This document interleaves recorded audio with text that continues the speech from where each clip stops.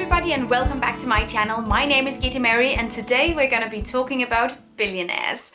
On this platform, we talk about what the individual can do to be more sustainable. We talk about supply chains and certifications and waste management systems and how to reduce waste. So of course, it's only natural that a lot of you guys have requested me to talk about the impact of the not so average consumer. So today we're going to be talking about the environmental impact, the political impact, and the economical impact overall of the ultra rich. And how, or if, definitely how, being a billionaire and accumulating excessive amounts of wealth can affect the planet. Also, small disclaimer, if you at any point feel furious with what I'm saying, I don't really care at this point. You are free to leave the ride, you don't have to listen to me, and I know whenever we talk about people who are usually idolized and treated like rock stars for exploiting wealth and resources, some people can get mad, and that's up to you if you want to spend your energy defending someone who doesn't give a shit about you.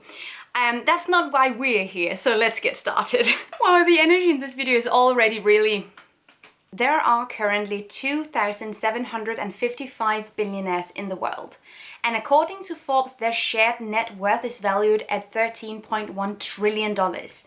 Billionaires' wealth is twice as large as the bottom 60% of the world's population combined. That's more than 4.6 billion people who combined has less money than that of a little over 2,000 people. And if you're not mad about that, I can't help you. Of course, this video is going to be primarily about the environmental impact, but I just really wanted to let it be known that this amount of inequality of wealth is absolutely disgusting in every shape, way or form. And the social implications of this are really dire. So just...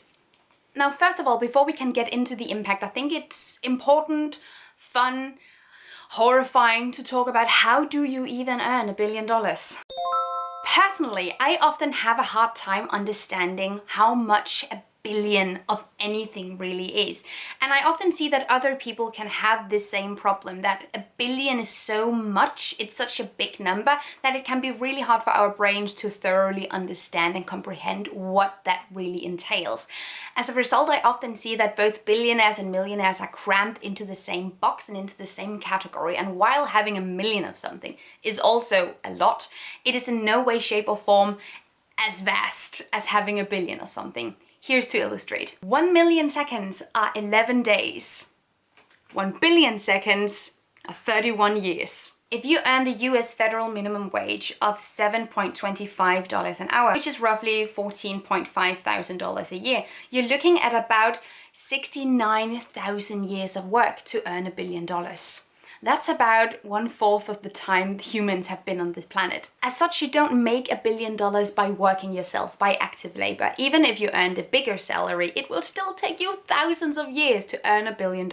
Now, the way to really go about it is that you profit off of other people's labor. You make other people work for you. You invest in things, you patent inventions, or you sell them. And it also significantly helps if you come from money. About 1 in 3 of all billionaires come from families of wealth, and generally it's easier to create wealth if you already have some to start out with. Now, of course, not all billionaires came from wealth, but it is generally estimated and shared knowledge, I guess, that if you have some wealth, it's easier to increase it rather than if you have to start out completely from scratch. This is primarily due to profits made from investments or real estate that you own or your family owns. It's about inheritance, and it's also about connections and network. Now, perhaps you're also wondering how the billionaires of the world came to be billionaires.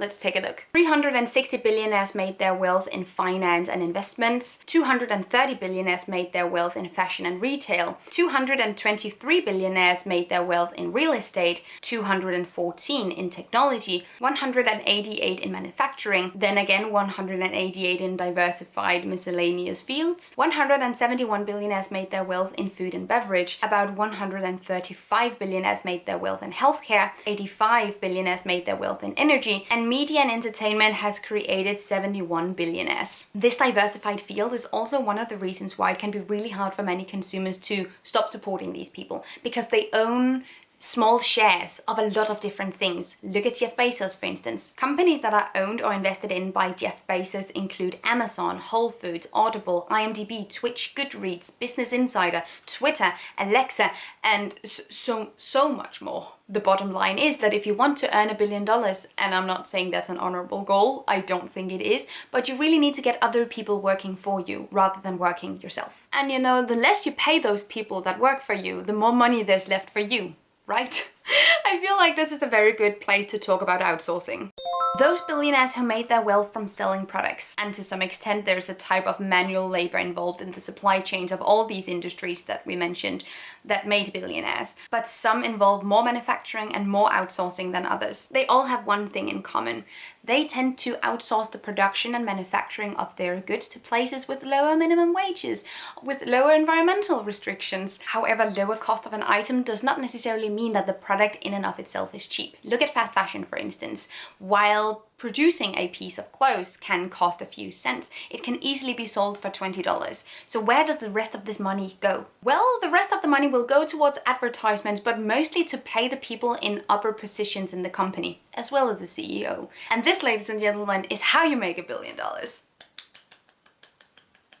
author of The $1 Billion Secret said that almost all billionaires' wealth lie in companies they own, in stock or in real estate and other assets. Billionaires don't see money as something to spend on themselves. Money is there to invest and create. It's a form of universal energy in business that allows them to make things happen and to turn their visions into reality. As such, most billionaires don't accumulate wealth to spend on themselves. They create this wealth to spend it on things that can then be turned into more wealth. They create services and products that other people can then consume. And while overconsumption of the ultra-rich is inherently problematic, the ultra-rich creating more and more possibilities for normal consumers to consume more is even more problematic. But Kitty Mary, does billionaires only do bad things? Don't they ever do anything good? Aren't they like donating a buttload of money to charity all the time? Personally, I love the idea of the concept of billionaires just being straight up outlawed, illegal. The second you earn your last cent towards that $1 billion, you can't earn any more money. That's it, that's done. Everything that you will then earn going forward will go towards hospitals and schools, and then after 2 to 3 business days, you will receive a medal saying, "I won capitalism and will name a dog park after you," or something. I saw this tweet once and I don't know where I saw it or who wrote it, but it lives inside me forever. According to the Chronicle of Philanthropy, the 50 biggest billionaire charity donors in the United States totaled $24.7 billion in 2020, up from $15.8 billion in 2019, with Jeff Bezos' $10.15 billion in giving topping the list. However, the wealth of billionaires keep increasing even if they donate tons of money to charity, and the money they give out, or should I say give back, is only a tiny small fraction of their wealth. And while some of them might really want to do good things, I really doubt that this is all done purely out of the goodness of their heart. Because donations are tax write-offs. Oh, we are cynical today. But you know, so are they. Donations to charity are tax write-offs, so while you're giving out some money, that will actually make it easier for you down the line to make more money. As such, the donations of the ultra-rich are often described as PR stunts or marketing scams that's really only there to create positive publicity. At least it's really difficult to think that if they really cared about ending world hunger, stopping deforestation, why they're not just doing it. Because they can. They have the resources to do so. And if they did it, they would still have plenty of money. And because they don't, the donations given by billionaires are often described as philanthrocapitalism. Only 10 billionaires on the 2020 Forbes 400 list have given more than 20% of their wealth over their lifetime. And billionaires such as Bill Gates or Warren Buffett continue to see their net worth increase even as they're pledged to give half of their wealth to charity. In 2010, Mark Buffett and Bill Gates created the Giving Pledge, addressing billionaires all over the world to give away large chunks of their wealth, and one couple on the list that has taken that pledge is Priscilla Chan and Mark Zuckerberg. Their charity foundation, the Chan-Zuckerberg Initiative, handed over $3 billion in 2017 to solve the Silicon Valley housing problem. However, their corporation have also played a significant part in creating the rising real estate prices in that area and has made it exponentially difficult for people to afford their homes. Furthermore, the initiative is not even registered as a charity organization, but simply just as a company, which means that the funds can be moved around, distributed, used for political benefits, and overall for tax benefits as well. And this is in no way, shape, or form a unique instance. The issue of billionaires helping out with issues they themselves took part in creating is a continuous tale. And this brings me to my next point, which is billionaires in politics. When you accumulate a lot of wealth, you also gain a lot of power. And this power, this economic power, is often used to lobby for more benefits for your company and for your wealth. And this brings me to a pretty interesting question, which is having billionaires existing in and of themselves, is that hurting or helping the economy for everybody? Studies like this from 2015 show that the influence of cronyism and wealth-based network is a possible cause for slower economic growth. Studies also suggest that a greater concentration of a country's wealth in the hands of billionaires reduces the country's overall economic growth. So no, having some people accumulate a lot of wealth does not magically benefit everybody, does not create opportunities and wealth for everybody. And billionaires lobbying for more power and more benefit for themselves is such a huge industry. The financial sector spent $400 million on lobbying in the United States, and another estimated $150 million in the European Union in 2013. In the last US presidential election year, the industry spent $571 million. One thing that specifically grinds my gear is people who idolize billionaires like they're rock stars or like they've done amazing things for the collective general population, and who often defend them when new tax laws are proposed to make sure that the people who earn the most money also end up paying taxes. I have seen hundreds of people argue that billionaires shouldn't have to pay taxes because they donate so much of their wealth anyway. So why tax them? It's not necessary. I am sorry, but none of this is true. As Gravity Pyramid CEO Dan Price also tells MarketWatch, in reality, the amount billionaires donate is a fraction of what they could have paid if their tax rates had been in line with the working class. According to the IRS, Warren Buffett reported an income in 2018 that was $125 million, and of that he paid 0.10% tax. Jeff Bezos earned $4.22 billion and reported a tax rate just below 1% at 1.98% tax. There's more. Michael Bloomberg reported a total income of $10 billion and paid 1.3% tax. Elon Musk reported $1.5 billion and paid 3.2% in tax. In contrast, the average American is reported to pay between 15 and 30% tax, and here in Denmark, I pay 39% tax.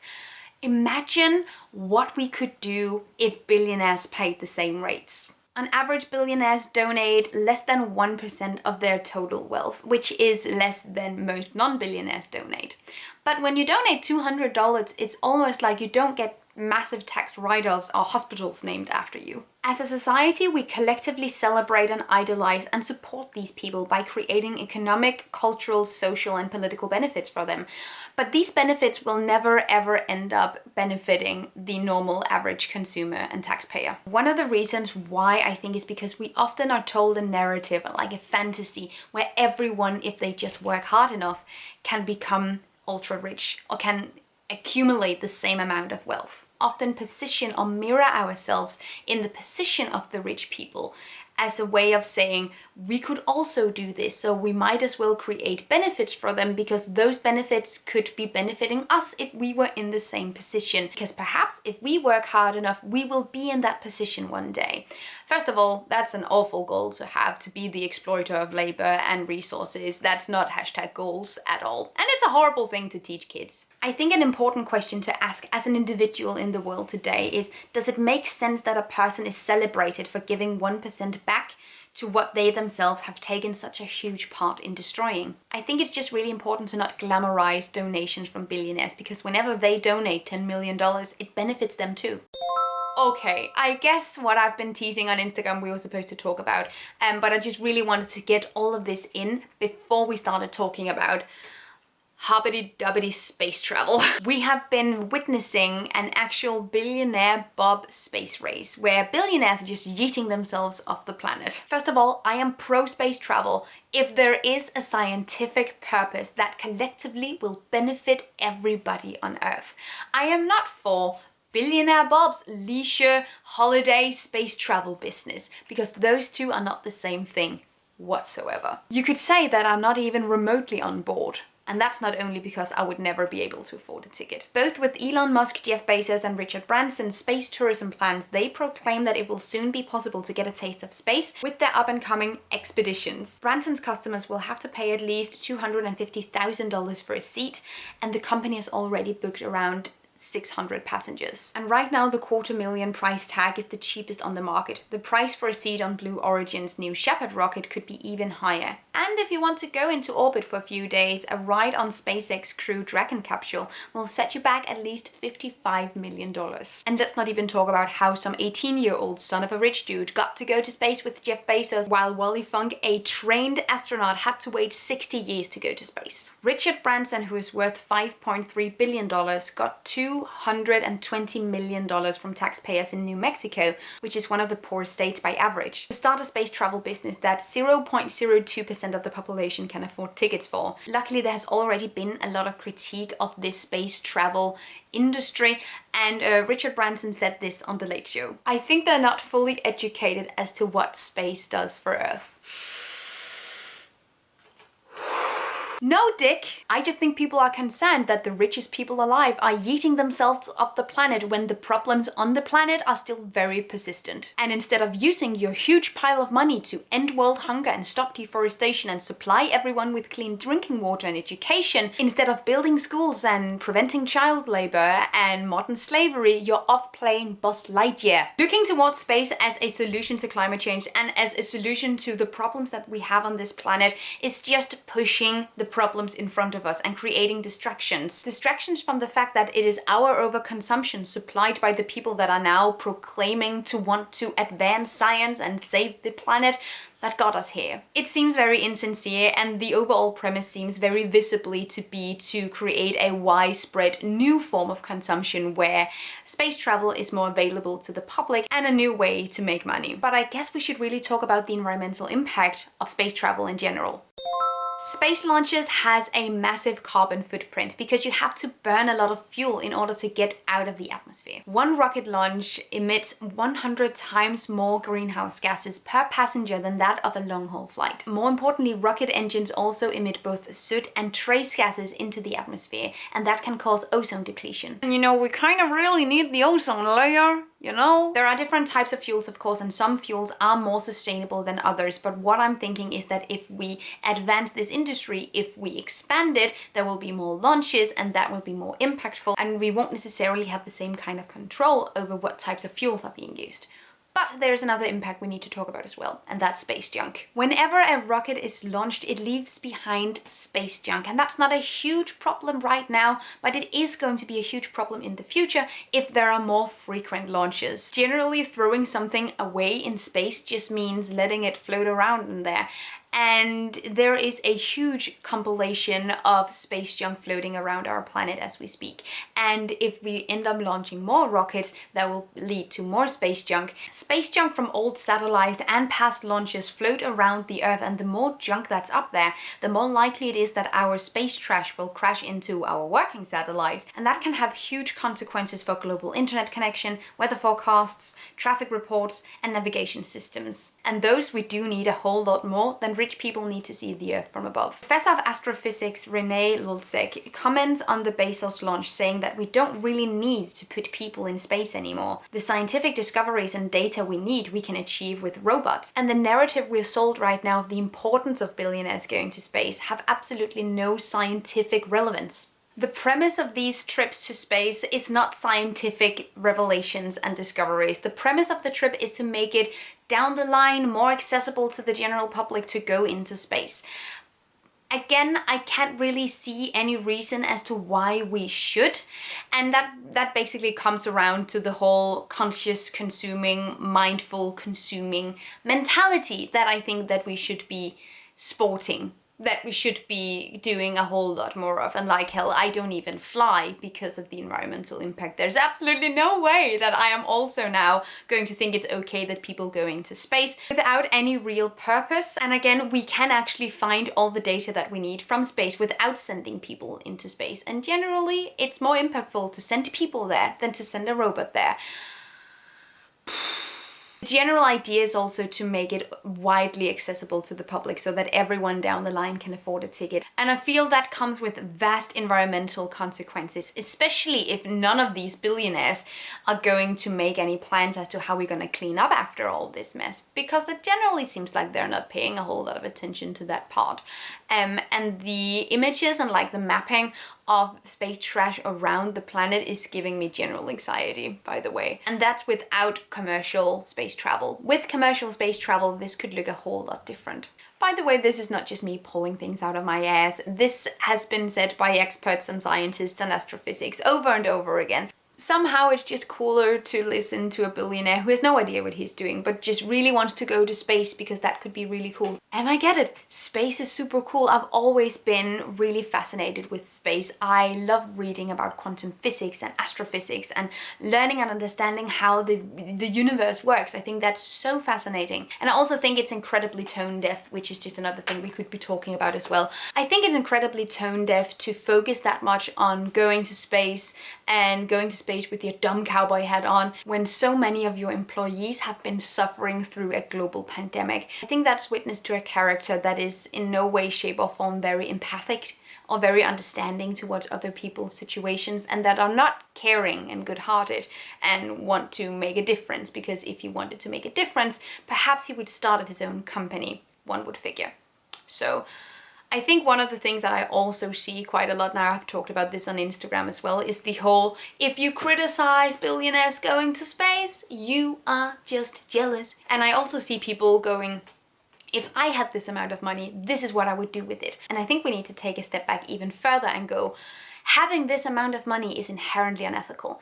If you had this amount of money, you wouldn't be making those priorities. If you had a chance to make $1 billion, you would be an entirely different person from who you think you are now. And being able to accumulate that amount of wealth is inherently unethical in every shape, way or form. Just, it always is. And am I jealous? No, I'm not jealous of their bullshit values. I remember wanting to be rich when I was a young child, but we also had hardcore money issues back then, and then you sort of start idolizing people who live in abundance.